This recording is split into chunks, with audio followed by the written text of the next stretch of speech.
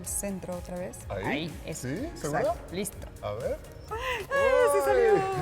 Mi hermana, podríamos pasar horas jugando con este estambre. Sí, es muy divertido, ¿no? Hola, bienvenidos a otra edición más de nuestro programa. Nos encanta tenerlos aquí, ¿eh? Tal como pueden verlo con nuestro juego, hoy hablaremos sobre esto, sobre redes. Pensemos en una red de pescar. No es que vayamos a hablar de eso, de la pesca, pero sí hablaremos de redes como las que se construyen para atrapar peces. Además de las redes para pescar que están construidas con estos hilos, también hay redes que son imaginarias. Pensemos en los distintos tipos de redes que conocemos, ya sea las que están hechas con materiales o que son invisibles. ¿Qué te parece si numeramos algunas, mi hermana? Ok, me parece fenomenal. De redes invisibles se me ocurren las redes tróficas, que son estas conexiones entre organismos que comen o son comidos por otros. Y por tanto, la red nos permite conocer el flujo de energía que pasa de un individuo a otro. Otra manera de llamarle a estas redes tróficas es redes alimentarias. Gran ejemplo, mi hermana, ¿eh? ¿Sabes qué tipo de redes me gustan a mí? Las que formamos los humanos. ¡Ay, qué romántico, Ernesto! No, me refiero a las redes que explican lo conectados que estamos. Mira, seguramente alguna vez te ha pasado que un conocido tuyo también es cercano a alguien con el que nunca imaginarías que tienen relación alguna. Sí, claro. Como dice el dicho, el mundo es muy pequeño. Uno nunca sabe qué amigo resulta ser a su vez amigo de alguien más, ¿no? Una vez me pasó que en la escuela un amigo mío resultó ser un primo lejano. ¿Puedes creerlo? Oye, esa sí no me la sabía, ¿eh? Sí, es una gran historia, ¿eh? ¿Qué te parece que lo que mandamos a la audiencia a ver la siguiente cápsula donde se habla de cómo las matemáticas han ayudado a explicar la cercanía que hay entre los humanos? Tú me cuentas ese chismecito. Va, me ¿Sí? parece muy bien. Vamos. Como Ditmara y Ernesto lo acaban de mencionar, una red es una estructura conformada por un gran número de conexiones que, en su totalidad, forman una organización específica. Nuestros conductores hablaron de las redes para pescar, pero también tenemos otro tipo de ejemplos. Pensemos en una hamaca, su conformación en red y cómo el tejido nos sostiene para tener un descanso placentero. También podemos considerar el conjunto de calles de un pueblo o una ciudad y de cómo su conformación forma un entramado y cuya confluencia de caminos, por lo general, lleva a la plaza central de la localidad. Asimismo, se puede hablar de la red de abastecimiento de aguas o la red ferroviaria o de carreteras. Además, también existen redes invisibles, como la red alimentaria entre organismos. Al nivel de los humanos también existen estas conexiones imaginarias. Por ejemplo, piensa en la relación que tienes con tus familiares. Aunque tengas documentos oficiales donde se establece que hay un parentesco con esta familia, finalmente es una relación invisible, pues no significa que estás conectado a través de un material con tus padres o tus hermanos. Ahora considera todas las relaciones humanas que puedan existir. Las familiares, las laborales, las amistades, las deportivas, las políticas, las académicas, las vecinales y un sinfín de ejemplos. La comunidad científica ha dedicado buena parte de su trabajo a estudiar y explicar las redes humanas.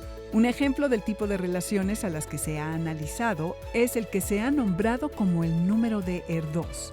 Este número recibe este nombre porque describe la distancia colaborativa entre el matemático Paul Erdős y cualquier otra persona que ha publicado un artículo científico en el campo de las matemáticas. Un artículo científico en el campo de las matemáticas. Sus amigos eligieron hacerle un tributo porque Erdős es el matemático que más artículos ha publicado durante su vida, puesto que fue autor de alrededor de 1525. Es así que este número se ha empleado por los matemáticos para explicar sus relaciones con Paul Erdős y con el resto de la comunidad.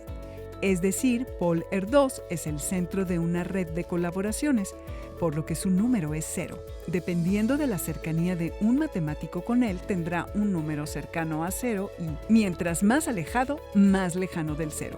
Por ejemplo, un ganador de la medalla Fields, que es el reconocimiento más importante que un matemático menor de 40 años puede recibir, tiene un número de Erdős promedio igual a 3.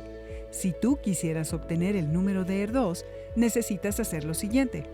Primero debes ser coautor de un artículo de investigación con alguien más que tenga un número de ER2. Ese número de ER2 se representa con la letra K y por tanto tu número será K más 1. Es así que si tú publicas un artículo con un matemático que ha sido galardonado con la medalla Fields cuyo número de ER2 es 3, el tuyo será 4 porque K igual a 3 y tú serás K más 1, 3 más 1 igual a 4. Como ya se mencionó, Paul ER2 tiene un número 0. Sus colaboradores directos, que fueron alrededor de 512 académicos, tienen un número de ER2 de 1.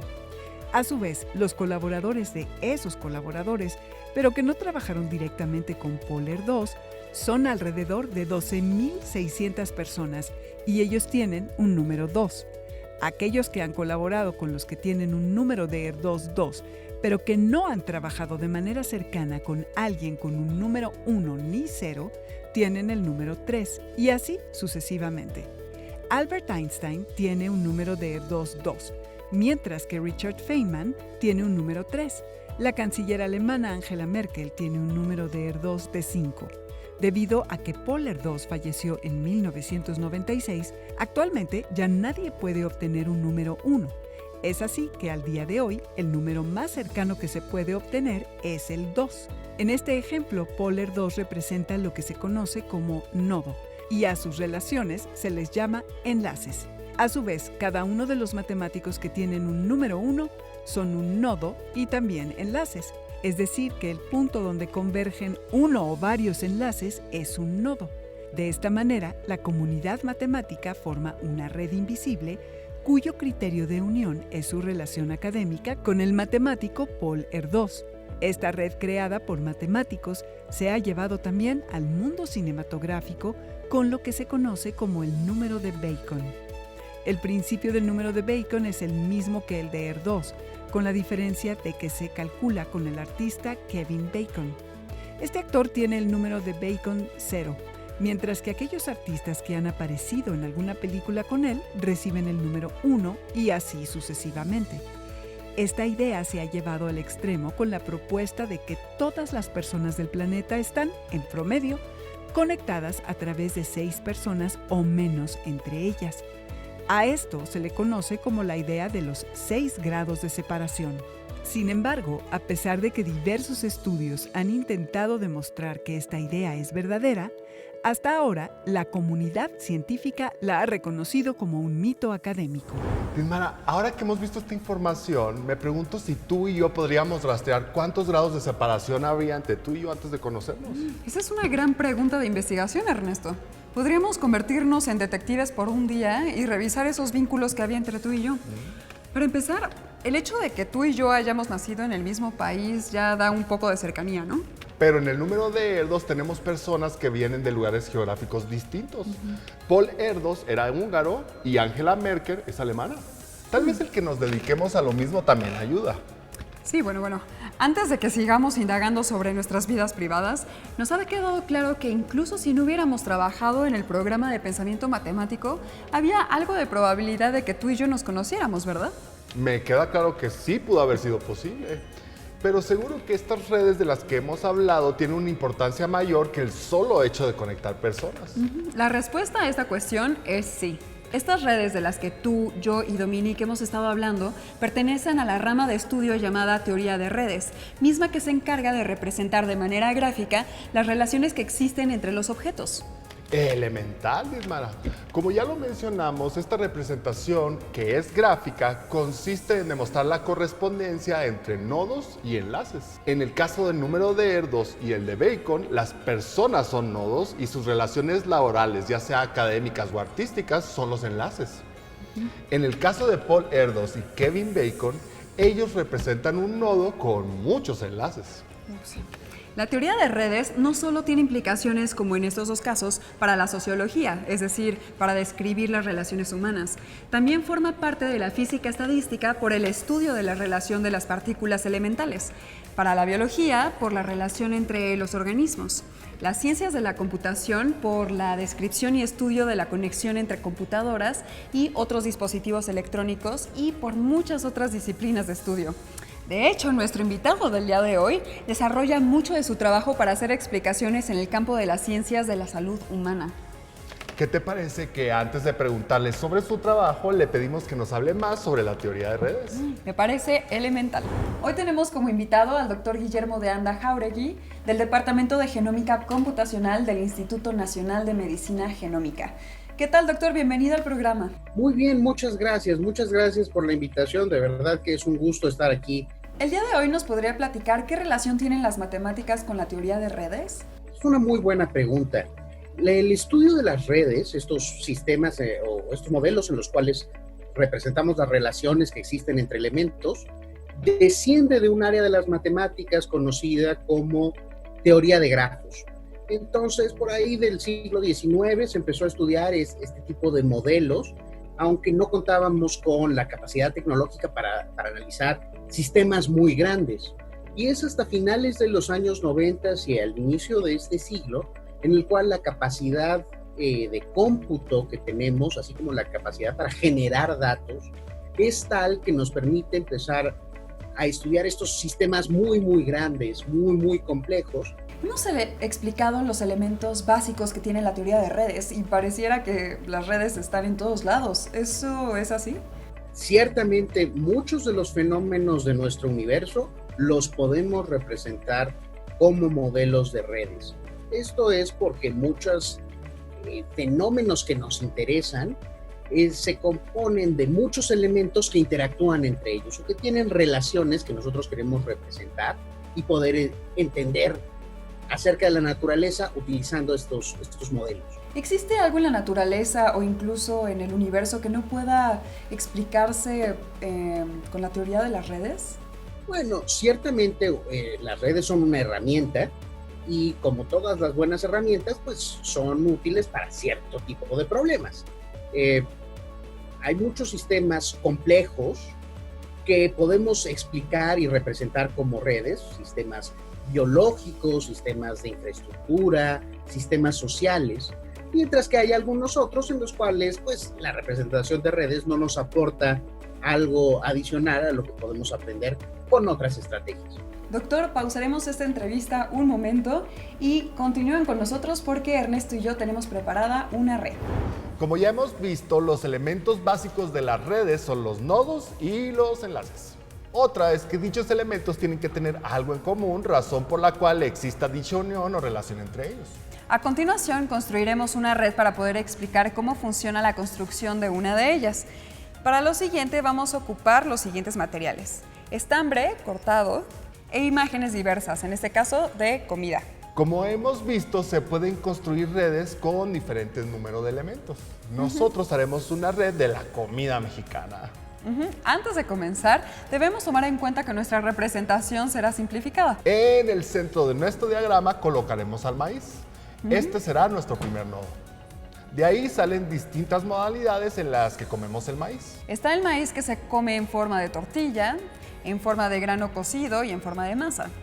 Estos serán otros nodos. De ellos 3, a su vez, se conectarán otros platillos.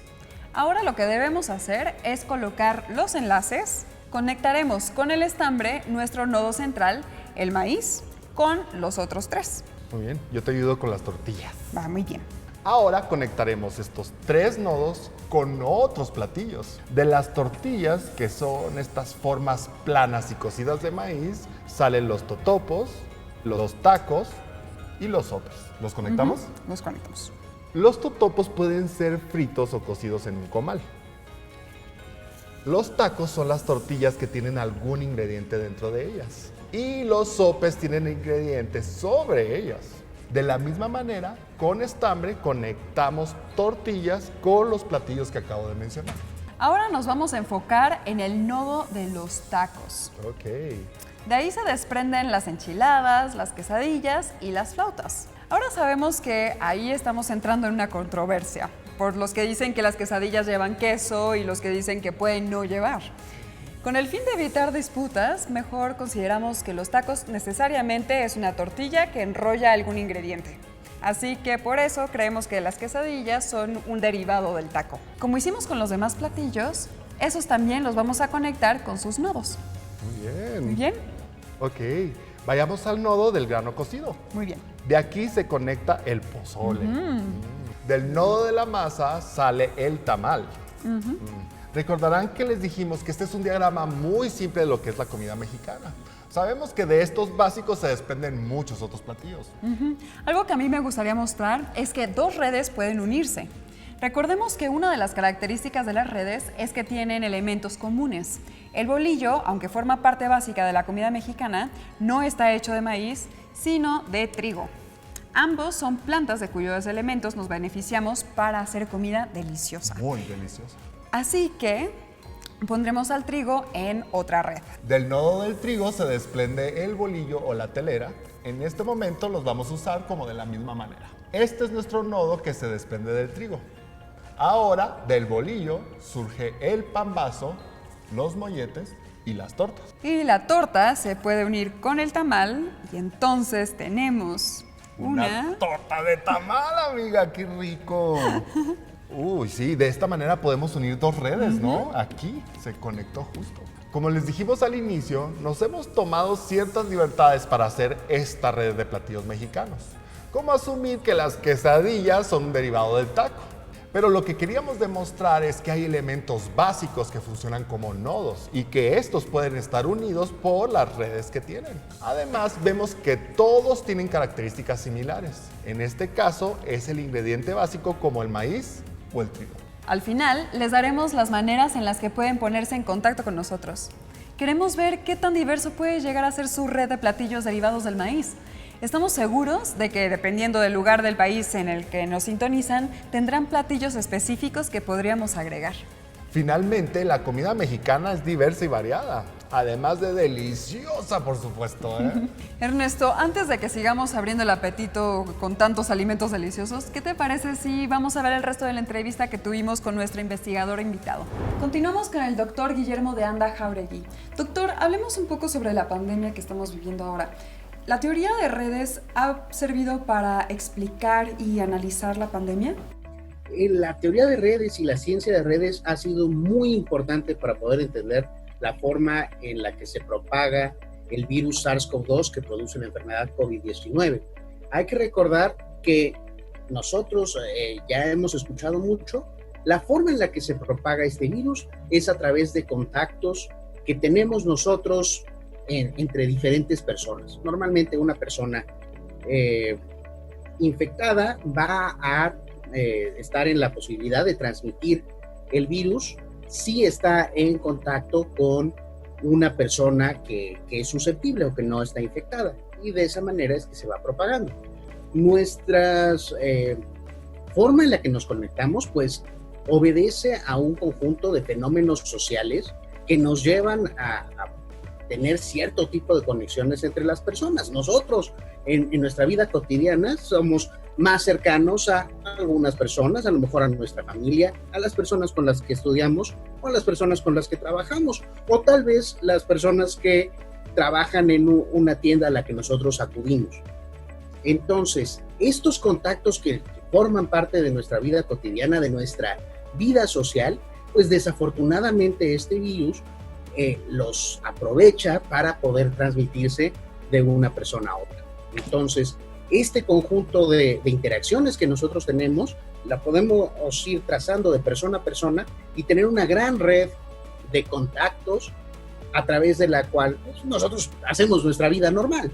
Pero desafortunadamente, esa misma vida normal, esas mismas conexiones que hacen que nuestra vida sea tan disfrutable, pues son las que, a través de las cuales se puede dar la transmisión del virus. Y esa es la razón de por qué se ha hecho tanto énfasis en que nosotros tenemos que seguir estas medidas que en México hemos llamado las medidas de mantener la sana distancia. Para hacer estos modelos se utiliza un poder computacional importante, ¿no? Pero también tenemos la información de las computadoras y también la de nuestros aparatos tecnológicos como los celulares, ¿no? Y atrás de todos estos aparatos tecnológicos pues están los seres humanos, entonces no sé qué tanto haya redes dentro de las mismas redes. Definitivamente, cuando estamos hablando de estos fenómenos de muchas interacciones y de muchos elementos que interactúan entre ellos, estamos en el terreno de los sistemas complejos. Y los sistemas complejos suelen tener propiedades que no son triviales, no son tan fáciles de explicar a simple vista. Entonces sí, una de las propiedades que suelen tener estos sistemas es que forman subredes dentro de las redes, ¿no? Por ejemplo, un ejemplo muy sencillo, dentro de una propia red social, en la cual participamos todos los habitantes y todas las habitantes de una ciudad o de una población, nosotros sabemos que hay, por ejemplo, grupos en los cuales estamos más conectados, ¿no? A lo mejor nuevamente mi familia o mis amigos de la escuela o mis amigos del trabajo, nos conectamos entre nosotros mucho más que lo que nos conectamos con otras personas que viven en nuestra misma ciudad. A estos grupos a veces los llamamos módulos o comunidades dentro de una red y los podemos imaginar ciertamente como una red dentro de esta red. Doctor, muchísimas gracias por esta entrevista tan bonita e interesante y esperamos tenerlo de nuevo como invitado. Y no se vayan porque Dominique nos tiene muy buena información sobre el ADN. Dentro de las células de cada organismo existe una molécula que contiene las instrucciones que dictan las funciones que deben llevarse a cabo para que seamos lo que somos. Dicha molécula es el ácido desoxirribonucleico, mejor conocido por sus siglas ADN. Estas instrucciones en el ADN contienen en su estructura pequeños fragmentos o segmentos de información conocidos como genes, que son los encargados de dar lugar a otras moléculas, las proteínas. Aunque el camino puede parecer simple, es decir, que de los genes en el ADN se generen proteínas, la situación es un poco más compleja. De un mismo gen pueden salir distintas proteínas, lo mismo que una misma proteína puede tener distintas funciones dentro de las células. Tan solo en los humanos existen alrededor de 20.000 genes y 400.000 proteínas. Ante esta complejidad molecular, los científicos trabajan por describir cada molécula, identificar las relaciones entre ellas y de allí generar mapas de redes donde los genes y las proteínas funcionan como nodos. De esta manera, es posible visualizar las distintas relaciones entre cada uno de ellos, la manera en que unos regulan la actividad de otros, es decir, el cómo la presencia de algunos genes o proteínas hace que la existencia de otras moléculas sea mayor o menor. Otro tipo de redes que tienen una conformación similar son las que describen la distribución de los perfiles en las redes sociales. Si tú tienes una cuenta en Facebook y sigues la nuestra, la de Jóvenes en Casa, en una representación de red, tú y nosotros somos cada uno un nodo, mismos que están conectados por un enlace. Los científicos también generan este tipo de redes con las redes sociales para conocer las relaciones que se establecen entre los distintos perfiles, grupos o sitios, incluso publicaciones que se realizan en las distintas plataformas digitales sociales. Los mismos dispositivos que utilizas para conectarte para entrar a tu perfil en alguna red social o que utilizas para seguir nuestro contenido en YouTube, sigue este mismo patrón. En informática, la información generada es guardada en servidores que, en la red, funcionan como nodos. Es así que cada uno de nuestros programas de Jóvenes en Casa colocados en YouTube se encuentran almacenados en un servidor, en un nodo. Cuando tú ingresas a dicha plataforma de reproducción de videos, tu dispositivo computacional funciona como otro nodo que establece un enlace vía Internet con dicho servidor. Es así que prácticamente cualquier persona del planeta tiene la posibilidad de acceder a nuestros contenidos vía un dispositivo móvil o conexión de Internet. En un mundo altamente conectado, resulta necesario establecer representaciones gráficas de redes que nos permitan visualizar la complejidad de las distintas relaciones que ocurren en la realidad en muchos niveles y tipos de comunicación. Llegamos al final de nuestro programa en el que hemos intentado desvelar cómo existen redes en todos lados, mismas que nos ayudan a comprender las relaciones tan complejas que existen en la realidad. Asimismo, describimos los elementos básicos que las conforman y las características que cumplen para ser construidas. Debo decirte, Mara, que disfruté mucho hacer esta pequeña red de comida mexicana. Sí. Aunque nos faltó agregarle los ingredientes como la lechuga que se le pone al pambazo, los frijoles que van sobre los sopes. Sí, por eso nuestra red era muy simplificada. Además, nos faltaron muchísimos platillos.